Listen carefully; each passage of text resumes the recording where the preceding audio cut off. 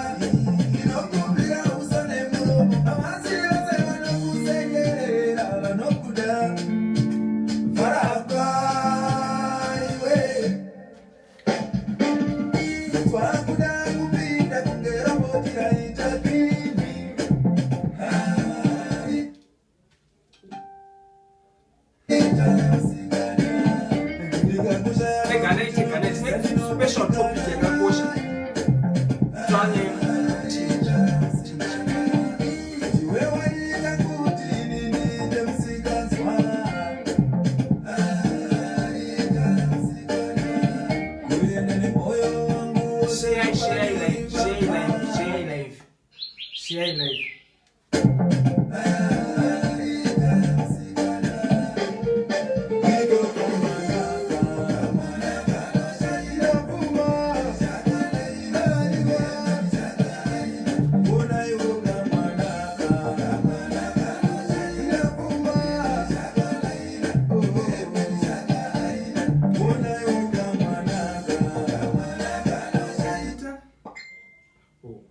Chimbomira ndiri kuti tega nayi ndichimboita zvandikuita tega nayi ndichita zvandikuita. Kosto Mheche bvanyara vanhu. Tega nayi ndichimboita zvandikuita. Ndichimboita zvandikuita. Tione kutanga topic today tine nyaya yakakosha, nyaya yeMatinji nemusic musician. Toda kubva origin yeMatinji kusvika kumhando dzeMheche, mhando dzemboro, zvese tinonga tichitaura panapa. Tega nayi it's a very sensitive topic. Yausingafi wazowana futi in your lifetime. So tega nayi. So ngenge bhetangisa wewe. Kochiko.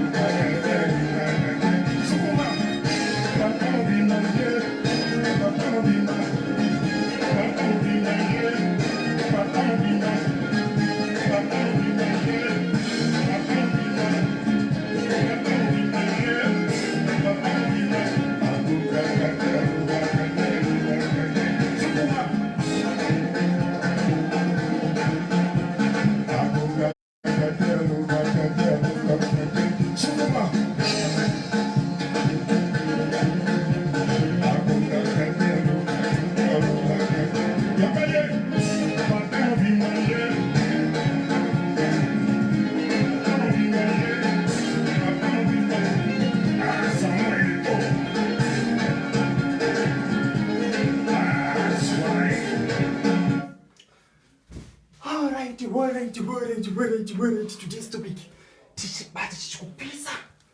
Today's topic is about Matinji. A lot of people have come to my inbox.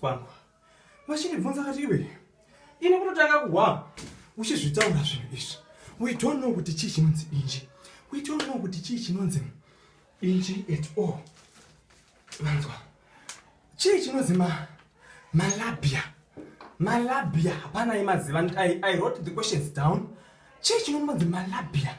Matinji acho chi. Anoshanda basari. Akandikosheri. Anotanga kuiswa munhu ari pa age ipi. All these questions they brought to me by the people. Yes, today I'm drinking. It's called Pornoster. It's Pornoster. It's the one I'm drinking. Thank you so much for the stars. Ndo kumbira mundi kandira ma stars. Ndo anotochi keep up going ka. Tichi Tiwani Marie Doro. Thank you guys. Wanokana kusangana naye achindikandira ma stars. I really appreciate. Dzimwe dzengo ndinoza kukuona uchikanda. But ndikakuona uchikanda. Ndinodi. Apari ma questions akawanda akauya nevanhu. Akati, what is to elongate my labia? What is to make sure kuti Matinji angu avapi zvakakosheri chi? So today I'm going to I'm going to make sure that I answer each and everyone. Pana akabvunza akati ko age yekuti mwana agadzirwe. Chekutanga da kupai mhando dzeMheche. Kune dzakawanda but ndakupai mhando 5 dzemapeche. Ndoza ndikukupai today. Ndoda kuti ndikupei then ndozokutaurirai kuti iri beche iri rinonga harinetsi kugadzira Matinji, iri rinodai so, but then I will also answer during the due course. Tine gwazvo mukwazvo ibeche guru kwazvo. Ndore kuti kana mukadzi akapfeka skin tight rinonga rakafuta kuti icho chikiticho chiri apo icho ndo unonzi gwazvo mukwazvo. Uye ibeche rinokurumidza kubuda mvura zvakanyanya. Ndo makupecha aya anonga kaita zvikomo. Rakaita zikungoma kudai rakafuta hatani kubuda mvura. Anotongobuda mvura naturally. Gwazvo mukwazvo pakudhonza Matinji. Haufani kumarebesa zvakanyanya Matinji aya. Ndichaita demonstration ndine bechera ndinaro muno mumba. Nemboro yandinayo mumba. Ndichakuratidza kuti Matinji aya anodhonzwa sei. Handiti Matinji aya anodhonzwa sei. Saka I'm going to show you demonstration nemushonga wacho ndichimixa kubva ndichimixa mavaseline kusvika pakudhonza bechera racho muchizvionera mega pamhino C40. Saka gwazvo mukwazvo hadi kunyanya kutodhonzwa stereo kunofanira kusvika pa height yakaita seiyo iyi yechigumwe chakwe. Haifani kukurisa stereo pagwazvo mukwazvo. Tine kabeche benzi ndo kabeche kaya kakaita kakutindivara so. Kakanunga kakasviba kazhinji chero anyari murungu kane kakusviba kaita. Kabeche benzi ndo kana especially kana akazvara kabeche benzi kanodzoka. Especially ukazvara mwana musikana Matinji anodzoka kuita back kutoita wanga usina ototanga kurwadzwa patsva kumadhonza zvakare because mwana wako musikana anonga kutorera Matinji ako. Asi gwazvo mukwazvo Matinji ake hadzoki. Gwazvo mukwazvo ibechere kuti kana dinji ratobuda ritoripo hapana kwarinoenda. Handiti kopeni yangu rokupeni izvi ndinoona achita ndichiwerenga ma questions anyapa ndichizomanyora kuti ma reply. Tega nai. Mbuya venyu vauya because kazhinji ukatasa these days munhu anogona kugadzira Matinji due to peer pressure. Haana knowledge yekuti kumadenji acho akakosherei ko zvambobvepi angozviona pamwe ari kucollege muchange room otakosa asikana kochiichi onzi Matinji haasina kana kuti mai vake vanonga mai vako vakashoma kuti vana mai vanotogona kutokudza unogona kutokura usingatombozive unongochiti kwava vari nomawera chiko zvakagadzirwa nemunhu akaita sewe iwe usina. Uyezve Matinji aya unofanira kunga uchinyatsa kuziva so that you can pass on the baton to your child. Ukaita mwana musikana hauna kana mukana wekuti chero kuzoziva ndo mugadzira nei. Ndichakuudzai zvakare kuti kana uchigadzira Matinji aya unomagadzira nei. Munozwa ndikutaura. Let me raise my chair. On the baton kugadzira mwana wako musikana unonga uchitonetseka mwana wako anonga achikukura asina knowledge yawanga uinayo. Ndichakuudza age inotanga kugadzirwa mwana Matinji ne-age awareness yekunoti apa mwana is it right kuti ndigadzire mwana wangu Matinji palevel iyi kana palevel iyi. Saka ndoine point. Umwe mubvunzo wakabva wabvunzwa zvikanzi vana vangu ndinonyara kuvagadzira kana kuvataurira nenyaya dzakadaro. One point I want to tell you ndezvekuti mwana wako akawana information from the wrong person, that mwana yanogona kurasika. Mwana wako mupe information yakazara. Don't limit your child to information. Never. Give your child enough information yaanokwanisa kukodzerana nayo, so that tomorrow haazowani wrong advice from the wrong people. Can you please take musakanganwa kulaika page rino ratinonga tichiuya tichitaura china chega chega chatinonga tichiuya tichitaura china chamadzimai nemadzibaba. Tichasvika kune kuchecheudza mboro iri papa, tinayo mboro iri kupiko, tinayo. Tichasvika panguva yedemonstration, hameno vanokurumidza kurara, irimo itori mupurasitiki, iyi mboro iri apa. Hameno vanokurumidza kurara nemhaka yekuti demonstration tichasvika nguva tichiti demonstration. Kandai malove nemalikes, kandai malove nemalikes. Beshe ririmo randakatenga, ririmo randagadzira. Saka zvandinoti ndiende kunokutaurira, zvandinoti ndiende kunokudza, tine kapeche uswa. Kapeche uswa ndo kabeche kaya kekuti kanobva uko kakaita kunga kamutserendende, so kari padhuze suo nesure zvisingamboite, kanokurumidza, kanonyanya kudzika kudzasi zvakanyanya, kudai nesure kudai. Saka kabeche benza aka kanobva kaenda kunoti dueu, kabeche kanonetsa kugadzira, kabeche uswa kanonetsa kugadzira Matinji, kabeche uswa. Mukunzwa? Tabva pakabeche uswa kune gonzo minini. Gonzo minini ndo bechi riya rinonga rakagara rakavhura kudai, either rasvirwa kana kuti harina, rinonga rakangodhasharara rakangodaro. Iroro musanyanya rakanyanya kuvhurika zvakanyanya, either wakwirwa kana tauna, uyezve rine problem pakudzora paya kuti udzokewo chero ukabva kusvi. Kabeche benzi ndo kaperfect beche pamapeche ese. Ukakupira mvura kodzoka, amuona, ukakupira mvura kokurumidza kudzoka kuita kan'anga. Then tine katsoka kemhembwe. Katsoka kemhembwe ndo kamwe kari padhuze nekabeche benzi. Katsoka kemhembwe manje kakangoda kuita sekabeche benzi, kanogudhonzeka Matinji ende kanonyatsa kufitwa nematinji akati rebei. Munozva ndokutaura, nematinji akati rebei. Saka imwe mubvunzo wanga uchitaurwa zvikanzi isusu taiziva kana uchigadzirwa Matinji, gadzirwa nemunhu tete mbuya vako.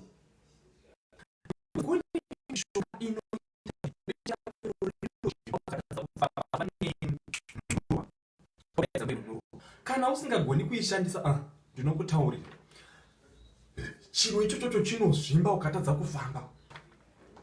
Ukazvidemba kuti ko zvandazviitira chinozvimba, because kuzvimba ikoko ndokutoita kwacho. Saka zvinorwadza kudhonza Matinji kwagara kunorwadza, hatidi kunyeperana, kunorwadza. Matinji sex is good when your partner is happy. Matinji baba muchaite iwo.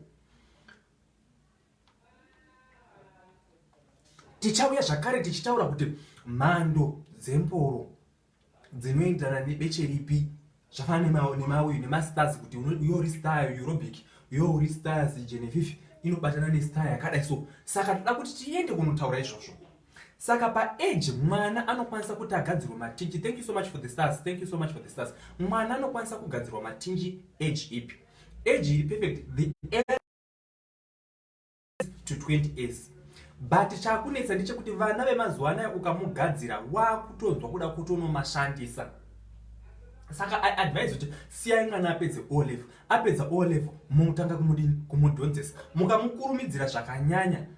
Zvakudhipenda kuti unoona kuti mwana wangu wakapapa here kana kuti wakadini. Kana uchiona kuti mwana uyu kungwara kwake kwainayo level rake harimiri zvakanaka, anomunyengera Matinji aya, anomunyengera zvokuti. Thank you so much Kai, thank you so much for the stars. Mwana uya anonyengerwa naMatinji aya. Mwana uyu thank you Panati, I've been missing. Don't forget to love and subscribe to this video. Matinji aya onoita musikanzwa. First time is very painful. First time is pana ibvunza tuko zvinobvadza here unyengereri. But if you want to do it a natural way, ungoti zvako uchimuka uchiri mwana wako achimwana mudiki womuta kuti mwanangu izvi zvinodhonzwa, uchimuita thank you so much for the stars patience. Thank you so much. Thank you so much for the stars. I really appreciate that. I really appreciate your help. Zvinotibatsirawo kuti patinouya kunoita maprograms akadai so ndinonga ndinewo drink, ndinodawo zvimachipisi zvekurya zvinonaka ndichiita live. Muri kuzviona izvi? Ndinozvida zvinonaka kana ndichiita live kuti ndirye kuita kuti zviunze energy. Nemhaka yekuti ndapedza kubva pana pa live ndinobva ndane nzara. Saka ndinoda ndichida kuti ndinga ndichirya. Saka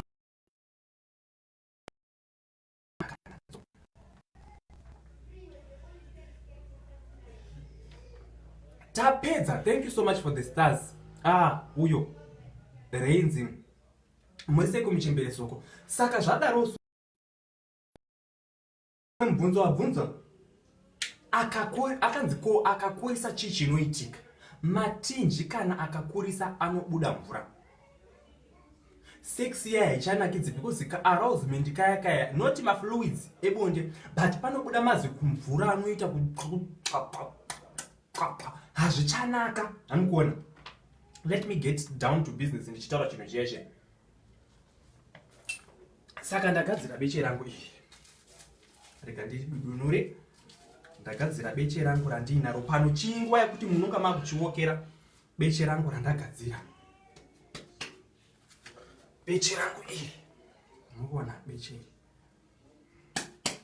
Beche rangu ndogadzira panapa. Demonstration ndo zvandinoita kana ndichidzidza chinamwari. Ndinodzidza chinamwari zvamunoziva. Ibeche kai.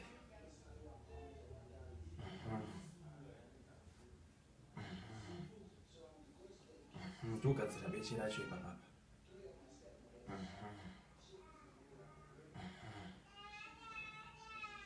Saka apa ibeche randogadzira muchanyatsozotoriona kana ranyatsoonaka. Ibeche randogadzira panapa ai. Ndonyatsogadzira beche ranyatsoonaka. Rinonyatsobuda zvakanaka.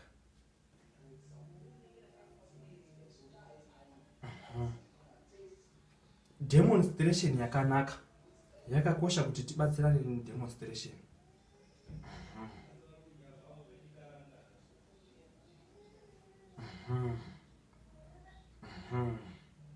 Apa ndakugadzira chinhu. Ndokugadzira beche racho panapa kuti muone zviro zvandiri kutaura nezvazvo.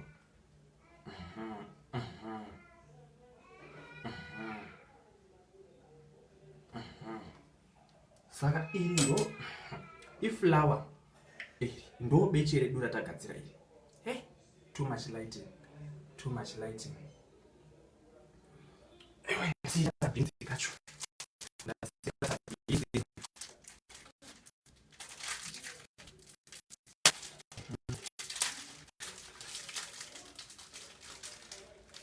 Saka iri ndo beche redu iri.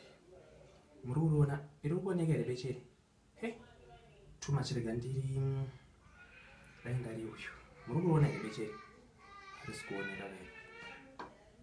Muri kuona iri. Rega ndichinje texture. Mira ndichinje texture.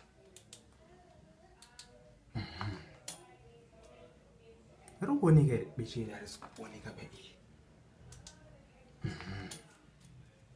Iri rega ndiyedze kudzima light. Muri kuona beshe iri exactly. Saka beans yedu toiisa panapa. Beans yedu yamukuona beans iyi. Saka iri beche iri manje kai takutora ndangogadzira ndangoita random kugadzira beche mafuta aka aya ivaseline iyi. Yamukuona gadzira matinji uko iwe mushonga uyu wematinji uyu you mix kugadzira matinji uyu kuti zvinhu zviite. Saka wadaiso beche redu taanaro. Mira ndikuratidze beche redu zvarakaita. Rabuda kani ndagadzira ndatry iri. Muri kuona beche iri. Iyi ndo beans yedu iyi. Beans yedu iyi. Saka mangwana aya kungodai mangwana aya aka toti kabechi beans aka hamgona kabechi beans aka kudai muri kuona pabuda zvishoma kugadzirako idi njira kutobata iri. Hamgona makusena aya utomuka uchitodi uchitobata zvako zvichitoita idinji zvako rauri kutogadzira iri hamukona atotwa atopo tumatinji utu hamukona womuka zve mangwana futi day 2 iro kuchimba makanaka mambo Jesu makanaka uchigadzira zvitambo makanaka mambo Jesu makanaka Jesu munoshamisa munoita munana nezviratidzo ilevel 2 muri kuona pane matinjeru ayo abuda ayo bhinzi iri mukatika ibhinzi iri mukatika idei woenda futi muso chitatu dururai nyasha dzenyu kwatiri Mwari makanakisa tinosimudza maoko uri kusimudza maoko uchitenda zvako nebichi rako rawinaro itai zvamunoda iyo nezviko bhinzi yacho yadonhazve hanikuona uchidai day 3 kutoita day 3 zvimwe vacho kana uchikurumidza nyama dzako dzichikurumidza hadzichagwadziwi hamukuona hadzichagwadziwi nyasha dzenyu kanini idzi hamukuona abuda matinji edu perfect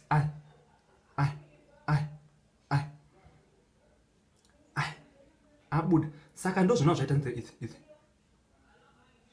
idzi murudziona idzi ndiri kuda kutaura manje ndichataura kuti mushonga wacho ndoshandisa rudzii saka ndo mushonga waunoshandisa kudhonza dinji rako ranaka wapedza rega ndichisa zvangu light ranguona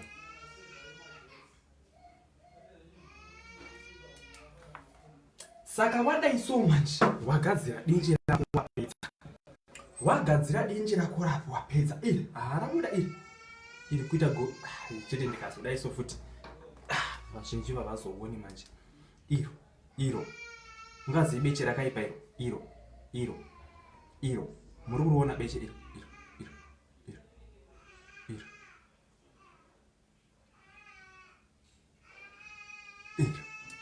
saka zvadaro wapedza ndakuda kugadzira imwe procedure unogadzira sei matinji hapana vamwe vanoononga ndiri kunyadzisira ndaona Caroline anyora kuti rigati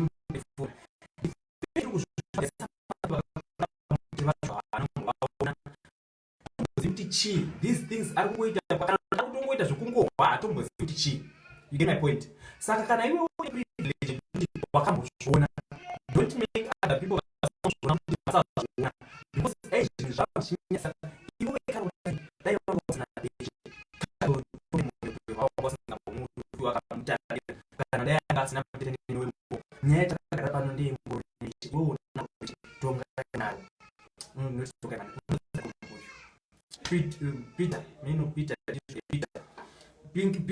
Peter unaro beche saka iwo ndo chawakada kuna uyu saka ndo yatakagara pana panyaya yemboro nebeche saka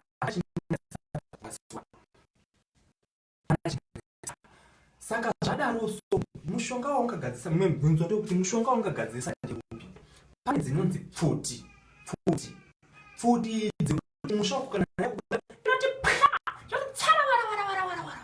ine muntu unonzi pfuti tora pfuti yako watora pfuti yako wotswanya woisa mafuta ako wogadzira matinji ako wapedza izvozvo unotora futi kana ndande vamwe vanopisa ndande haina riski futi wopisa rekeni yako ndande dziye dzemataya aya emabhasikoro kana kuti emota wopisa ndande yako sangasana mafuta kana kuti uchine nyama dziri fresh kwete nyama dzakomba dzahwane kukodza komba dziya hadziite wagarisa unonga wakutoita uchidhonzera zvako uchimadhonza matinji ako uchimagadzira taenda ipapo tinoda kutaura nyaya kuti matinji aya akakosherei matinji anoita kuti baba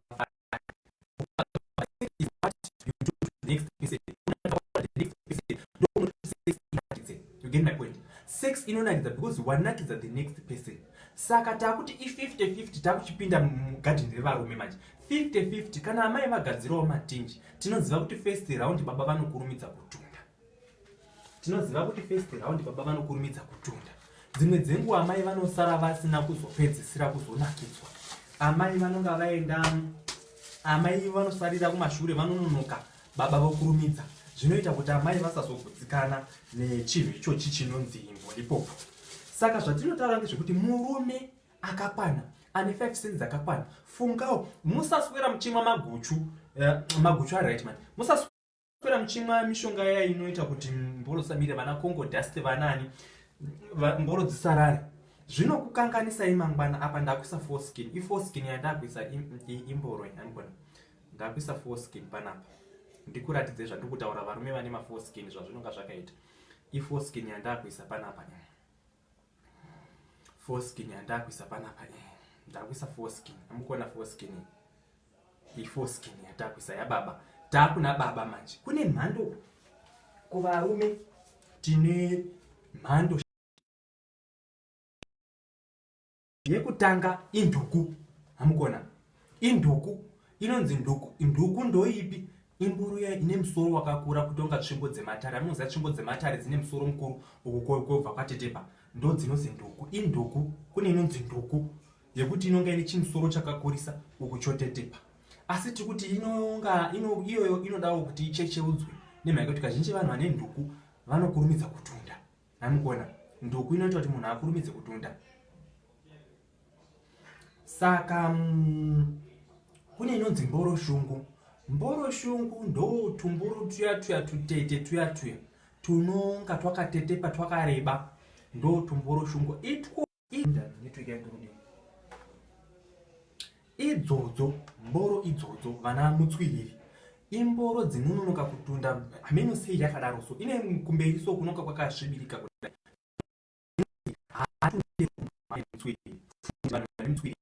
Asi tichecheudzwai kuita kuti smartness, asi zvangu vane mutsviriri yavanodi. Kune inonzi muponda shato. Muponda shato imboro yakakura. Idzi mboro idzi hadzimiri kuti twi, inonga yakaita dhaka ndeyechidhaka, inonga yakati kwapata, yakaita maporridge, yakaita madhaka. Saka hainyatsi kumira kuti ngwii, inonga ichida kutozi itomborapirwa kuzi inyatse kumira dhasibhomu rinyatse kuti nzi, because inokurumidza kuneta kuita porridge. Mboro ikanyanya kukura maningi inonga yakutoda kutoti utoishandira kuti iite kuti ive zvakanaka. Wadaro kune mupapuranyeni. Mupapuranyeni ndidzo zvedzi dzinomira kuti twi idzi dzisina boundary baidzi, ndo ana mupapuranyeni. Dzina boundary vanodambura magadheni ese, hapana gadheni ravasingapinde. Amukona idzi. Saka tikuti foreskin iyi inochengeta tsvina, tikuti male circumcision foreskin iyi. Amukona nyaya light rinondivharira zvinhu zvangu zvakawanda. Foreskin iyi, mukona foreskin yandaisa inovharira tsvina mukati umu, tsvina dzinopinda mukati umu. Amukona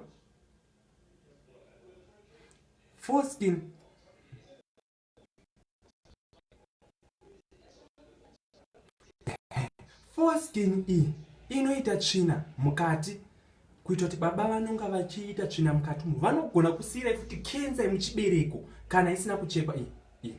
Then iyi yakachecheudzwa manje, idzi ndo mboro chaidzo muri kuona iyi, ndo mboro yomene iyi manje ikuseri iyi manje. Ava ndivo vana macheso manje ava, hapana pavasingapinde, hapana paisingapinde. Ava ndana macheso ava, vanoridza pese, hapana pavanonga vasingapindi. Vanobvazura kana namagadheni evanhu inobvazura, hapana pavanonga vasingadini, pavanonga vasingapindi. Ndanga ndasiya kune imwe iyi handichazivi zita rayo kuti yakadini. Kune dzimwe dzakaita banana kudai, handichazivi kuti dzinonzi chini kwezita racho, ndakukanganwa. Inini basa rangu ini zvamunoziva kuti ndinonzi sextron masvirori, mukuru webonde. Ndinotaura nhau dzebonde sezvazviri. Ina handinyare munhu zveini, handina hama pano pasocial media, handina hama pano pafacebook. Ndinotaura sezvazviri. Kana dzichigezwa ngadzigezwe, but tikuti pakutunda inokurumidza kutunda mboro isina kuchecheudzwa. Mukunzwa? Uyezve munofanira kunegotiata mumba. Chii chakakoshera Matinji? Ndakudzoka futi ipapo papoint iyoyo inoda kuti munhu abatisise. Matinji anoita kuti baba vanyerekedzwewo. Isignal ndo munoti ukabatwa nababa so unozozoma uchiti spanda boy yes man, the dunamis man, the board cutter man, ndoda kumama nekutunda. Inoti usamama zvinhu nekutunda tunda zvinotundwa zvipere baby. Uchimubata mukadzi wako uchimupuruzira mumatinji muno mune mafeelings anonga akanyanya anonga arimo. Newo iwe umboro yako yakati nki kumira. Ndikandise foni yangu pachacha. Ingazodzima. Spanda Boreas man, the dunamis man, the board cutter man, ndoda kumama nekutunda. Yanovati tunda zvinotundwa usandipedzera nguwa. Ndimboisa foni yangu pachacha. Ingazodzima ndiri paprogram. Anoita kuti baba vanyere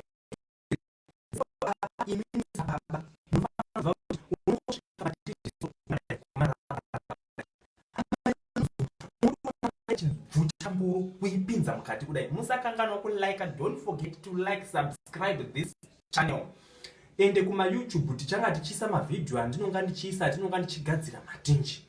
Andinonga ndichigadzira zvakasiyana siyana zviri deep. No under 18 hazvionekwi nema under 18. Rega ndiselect changu vanoda kundiona zvakanaka. It's a no under 18. Light inototikanga ndiri. No under 18. Muzvana kutaura. Saka tikuti rite bechi sina kuchiita. Bechi risina matinji zvakafanana nepoto isina riti. Poto isina riti haizvibvi zvinofuruka zvinhu zviri mupoto imomo. Saka uyezve nauye matinji zvinodhipenda nemunhu wari kudanana naye kuti does that person need it.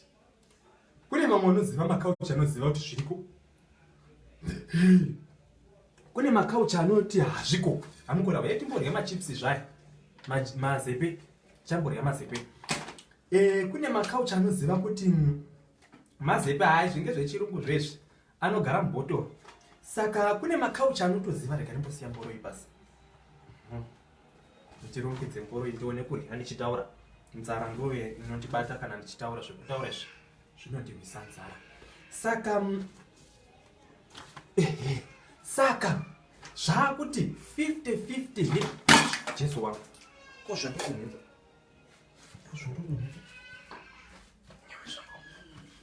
Saka zvakakosha kuti uzvigadzire zvinhu izvozvi mukati meupenyu hwako. Hazvinyadzise izvi pana nyara uyo abata kufesi kwake, hazvinyadzise Lorraine, hazvinyadzise hero. Gadzira izviro. Uya uri kuzviitira. Because ukanakidzwa the next person anonakidzwawo. Iwe wanakidzwa, iye wanakidzwawo. Iyewo ngaende kunochekwa kuti mupedzerane nguva yakafanana. Muchikomunikera babu. Zvino zvichiita utunde ndakuneta. Taura, communicate. Nguva yabondeya. Communicate with your partner. Baby ni ndakuneta ndikandire masters. Kana ndika masters asaka kana ndonzwa kuti nala kutaka kuneta. Asimuka kana masters ndova energy. Ndi baby ini ndakuneta. Unotaura zvakanaka. Iye woto alright it's okay rega nditi ndichiuya. Manje ukangonyarara uchichemerera nhema. Unorikitwa unongachisa zviri kukunakira. Chingo communicate ini ndichanaki. Ndakugwadziwa. Oti alright kana ari munhu ane moyo alright it's okay rega ndichiuya. Oti aiwa baba indakugwadziwa. Andichakwanisi ndokumbira hangu tichipedzisa nemaoko kana kuti tiite blowjob. Rimwe basa iri. Mupedzisa because unonga wakurwadziwa. It's like uri kuazviabuse wonyarara kumwe kuchemerera kwamuri kuita kusikunakidzwa. Pane mamwe makauchi akunoti ukaroorwa usina matinjiwa unodzoswa kumba uzidzoka kumba. Nhasi topiki toda kubata toda kurasika topiki. Dzoka kumba unourayirwa. Hazvirevi kuti mumusoro mamuna kufunda, hazvirevi kuti une makuhwa une chi, but zviri kunzi dzoka unogadzira matinji. Enda unogadziriswa matinji kumba kwenyu. Ndikutaura matinji ngaende kunogadzirwa. Softa zvinogwadza asi gadzira. Angona nenyuwo baba 50. Inini ndaenda nditori mukadzi ndaitotaura kutotaura baba ina kutodaro ina ndichi. Enda munochekwawo. Unosiwa uri panzira uri pachihava uine nyota uchipihwa chigwishu chesex hazvibudi. Nimwe question yakachitaura kuzi ndeyekuti chii, kune vamwe varume vanoita mafeelings nechuma chemuchuru. Kana murume wako achichida enda unotenga, chanonga chataura murume wako kuti ichi ndo chandinoda, enda unomutengera. Chuma chemuchuru chakakosha, chinoita kuti baba vawane umekupuruzira vachikubata. Unogona kutobata chuma soko wotoziva masports atanga mboro yotomira iwo kuwa kutodini.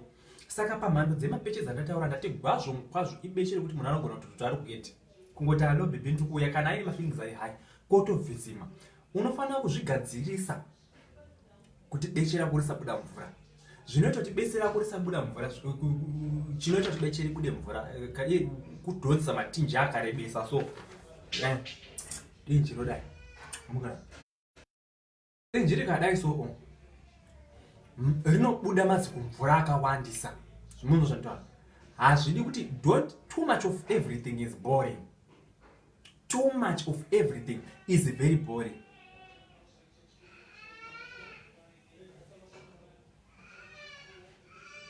Too much of everything is boring. Ndataura ini ndikati unotozwa kuti munhu wakugara naye anozvida here. Unogona kuto kana usingashamadi unogona madhototabva kazhinji ukabara mwana wako ukanga wapinda mumarriage, murume kana akati izvaina ndizvifarire, uchingozvara mwana especially musikana unosara usina matinji, anodzoka kuti pera kutosara oneka diki wotanga zvekudhonza matinji anopedzwa. Kazhinji ukabara mwana musikana anopera matinji kupera sekuti murozo randitaura.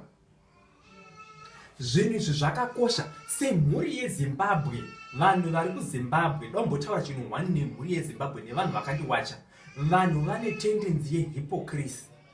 Havali kuudzwa chokwadi, vanopinda mumarwrong direction wakuzopiwa mari mumushonga wekuti matinji anozvimba, but patinonga tichikupa knowledge yemahara kuti tikuonese kuti hona anonga achinyara. Ipo pano pafoni chinokutaridza kuti foni yako ungobata wosubscribe kuti every Thursday ndinonga ndichinzwa rese ravakuru pano. Mune mabasa mamwe amunoita asina kumira zvakanaka, munonga muchitya kuti anofumugwa here pano. Ndo zvatinonga tichitaura nezvazvo kuti every Thursday tinosangana pano 8 o'clock time dzechina chemadzimai nemadzibaba tichitaura nhau dzinoitika mumabedroom akasiyana siyana. Ndichazoisa nguva yekuti ndizoisa makola because ina handina speaker inodairira phone, handisati ndane speaker inodairira phone, but ndikatenga magadgets akakwana tichakatakuisawo makola vanhu vachitaurawo zvavanosangana nazvo, because now it's a one way communication. Ndiri kufeeda information because I am your teacher. You get them? Do you understand me? I am your teacher.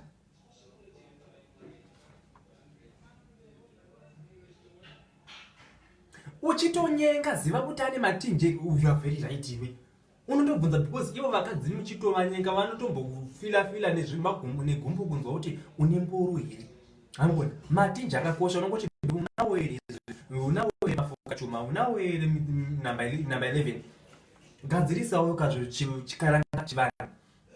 Zvinoita ende munoziva by the time yaunoita time yaunoita bonini munhu ane matinji inoita kuita kusveta so because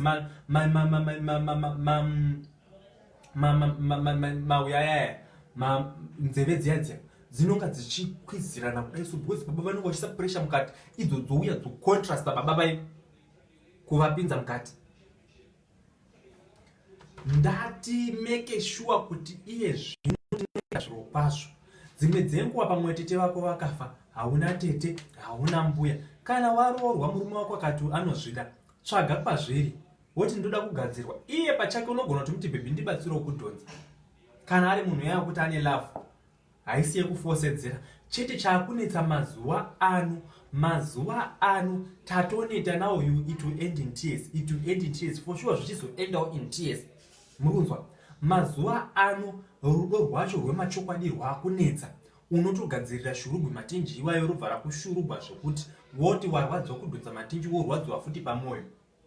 Munzwa ndikutaura, rudo rwemazuva anaya munaka ichipinda mboro yembwa. Murunzwa zvandikutaura, munaka ichipinda mboro yembwa kubuda yava hochekoche, hapana zvichabuda zvakanaka. Munoziva kuti imbwa inoshasha kunaka kwayo. Iye zvino tikutaura kuti vanondiwenga, those who hate me, I pray that your sex will be like a dog. The dog sex. Ichanga iri very scattericious. Haipei zvakanaka pamunopera munonga makanamira nakuita boy. Ndilikei, ndifollowei. Chinoita kuti moyo wako uremegwe ungondifollowa chi. Munaka ichipinda mboro yembwa. Zvichitanga munonga zvakanaka muchipinzana muchidini muchiita zvese zvinonga zvinaka. Me too, hi darling, me too. Chi kana Matinji akudza kuti Matinji hauna, asi padhitembe kuti makutanga kunetsa ndipo pamunodza kuti wanga usina Matinji, wakaipana pausina Matinji, saka ndokudii inini, hai ndokudii ichi. Wakambonditambirei the first place. Why did you? Ukaona murume anokudza kuti Matinji haana basa, une kwaari kumawana ende murume wako akangoritesta kuti dinje rinonaka. Ndokudza ime mana munopura nyemba nematako musoro chipepeta murume wenyu haadzoki. Murume wenyu haadzoki, munopura nyemba nematako musoro chipepeta murume ari kugirlfriend, never haadzoki. Nemhaka yekuti wane dzimwe nzira dzaakuwana nawo Matinji amaera muzomupa. Haitendezi.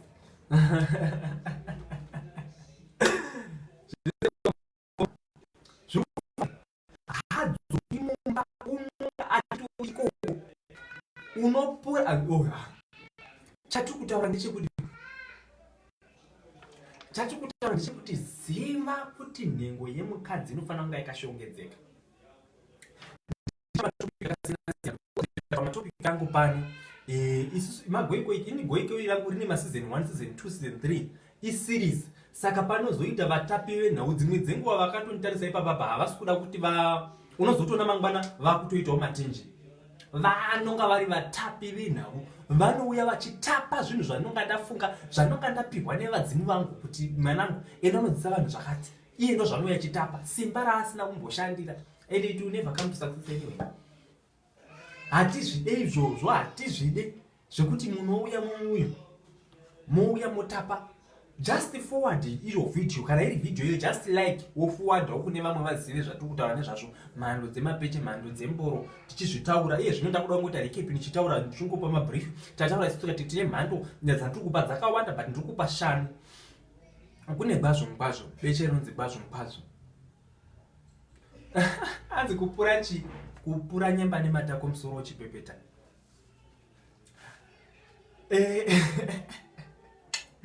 Saka zvinhu izvi manje tataura kuti kune mhando 5 dzamabeche. Kune gwazvo mkwazvo, kabeche benzi, kabeche huswa, gonzo mhini, katsoka kemebwe. Shipana tikati kuti kuvarume recap iyi ukaona kuda kuti recap kazhinji kacho vari muno muSouth Africa tongoti heritage day ndakangana kukupa heritage day. Kana kuri kuvarume tine mhando 5 dzatoda kukupai. Nati tine nduku ndo inoita kuti amuna tsvimbo dzinoshandiswa nen'anga dziya dzematare dzinodzi nduku dziya ndo kune mboro dzakada dzine musoro mukuru dzoita mutsipa mutete, big head small body like a lollipop. Dziriko mboro dzakadaro. Mboro shungu tataura kuti ndo mboro tataura kuti kune inonzi mboro shungu ndo yatataura kuti mboro shungu tataura nezvayo. Saka rega ndise one song ndobva ndauya ndichipa zvandichapa. Ndinopa masurprises, garai muri ipapapo. Ndobva ndapa surprise yangu yandinoda kuti ndikuratidze yandinonga iyi topic iri kuenda. Saka kanondipinza murefu.